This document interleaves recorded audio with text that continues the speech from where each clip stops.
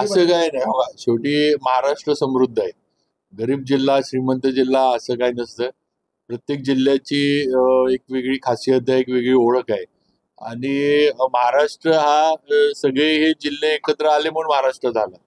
आणि शेवटी कसं आहे, छत्रपती शिवाजी महाराजांच्या पदस्पर्शानं अख्खं राज्य पावन झालेलं आहे. त्यामुळे हिंगोली असू दे, लातूर असू दे, किंवा पश्चिम महाराष्ट्र असू दे, किंवा काय म्हणायचं आपलं उत्तर महाराष्ट्र असू दे, शेवटी सगळीकडे छत्रपतींचा वावर होता. त्यामुळे सगळं आपलं जाय हे आपण समजलं पाहिजे. त्यामुळं आणि शेवटी आपल्याला पण माहिती आहे की भाजपमध्ये असं काय मागून की मला हे खातं द्या, मला ह्याच जिल्ह्याचा पालकमंत्री द्या, अशी पद्धत प्रथा भाजपमध्ये नाही.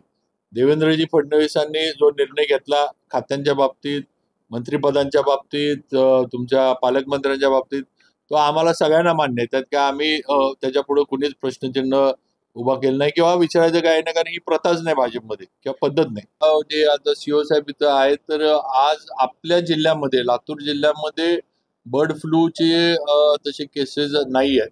जे आपल्या म्हणजे ज्या ठिकाणी पक्षी काही मृत्यू पावले होते, त्यांचे जे काही सॅम्पल्स पाठवले, ते लातूर जिल्ह्याचे जे आहेत ते निगेटिव्ह आलेत.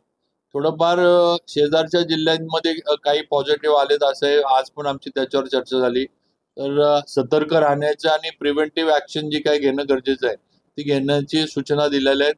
तेव्हा आज तरी असं काही कोणी घाबरून जाण्याचं जिल्ह्यामध्ये हे नाही. आणि आपल्याला आमची सगळ्यांचीच विनंती आहे, प्रशासन म्हणून, पालकमंत्री म्हणून, की आपण सुद्धा थोडं हे करावं की बर्ड फ्लूचं असं काही लातूर जिल्ह्यामध्ये नाही, थोडंफार ऍडजस्टमेंट एखाद्या म्हणजे आपल्या जिल्ह्याच्या बाहेरच्या एखाद्या, पण आपण जी काही कार्यवाही, जी काही टीम्स ठेवल्या पाहिजे, प्रिव्हेंटिव्ह जे काही पाहिजे ते आपण तयारी ठेवली आहे.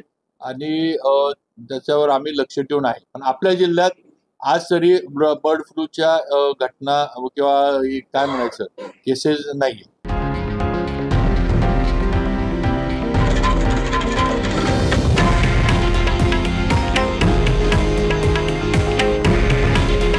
हे आहे देशातील नंबर 1 न्यूज नेटवर्क आणि आपण पाहत आहात TV9 मराठी. काळजी तुमची, हित महाराष्ट्राचं.